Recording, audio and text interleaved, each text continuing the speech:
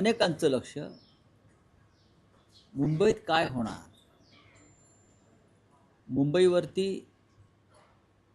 कोणाचा ताबा असेल आणि कोण जिंकेल याकडे नक्कीच लागले. कदाचित प्रेसिडेंट ट्रम्प सुद्धा आजच्या मतदानाकडे लक्ष ठेवून असतील.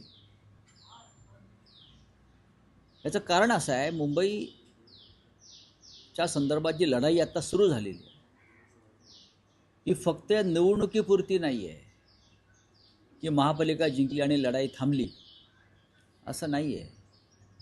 केंद्रामधली राक्षसी सत्ता, महाराष्ट्रामधली मराठीद्रोही सत्ता, काही धनदांडगे यांना मिळून मुंबई मोदींच्या आणि अमित शहांच्या लाडक्या उद्योगपतींच्या घशात घालायची आहे. आणि ती लढाई मोठी लढाई आणि बराच काळ चालणारी लढाई आहे. महापालिका हे त्या युद्धातलं पहिलं महत्त्वाचं पाऊल आणि लढा आहे. महापालिका जिंकल्यावर पुढल्या लढाईला सुरुवात होईल. आज आपण पाहिला असेल, तुम्ही कुठेही जा, हे मला आश्चर्य वाटतं आहे, घाटकोपरला एक होर्डिंग कोसळलं आणि 40 लोक ठार झाले. फार दुर्दैवी घटना होती. घाटकोपरला एक होर्डिंग कोसळलं मधल्या काळात वादळामुळे, 40 लोक ठार झाली. मी काल पाहिलं, त्या भूखंडावर सुद्धा अडाणीचा बोर्ड लागला बाजूला. तुम्ही पहा, पत्रे लागलेत आणि मी माहिती घेतली तर हा भूखंड अडाणीने घेतला असं सांगितलं. 40 लोक खाली गाडले गेले आहेत. ही राक्षसी भूक जी आहे, ही राक्षसी भूक भारतीय जनता पक्षाची आणि त्यांना पोसणाऱ्या उद्योगपतींची, आणि त्यांना या राक्षसांना मुंबई आणि मराठी माणसाची अस्मितासुद्धा गिळायची.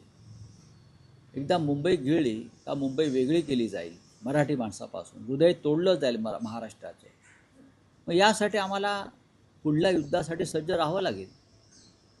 जर 106 हुतात्मे तेव्हा झाले असतील तर शिवसेना आणि महाराष्ट्र नवनिर्माण सेना, राष्ट्रवादी काँग्रेस, आम्ही सगळे ज्यांच्यामध्ये मराठीची मशाल पेटली आहे हृदयात, ते सगळे आम्ही रस्त्यावर उतरल्याशिवाय राहणार नाही मुंबई वाचवण्यासाठी. मतदान ही पहिली लढाई आहे. मतदानाच्या माध्यमातून मुंबई जिंकणं मराठी माणसाची ही पहिली लढाई आहे. अशा अनेक लढायांना यापुढे आम्हाला तोंड द्यावं लागेल. पण आम्ही पूर्ण खात्रीनं सांगतो, मराठी माणूस जागा झाला.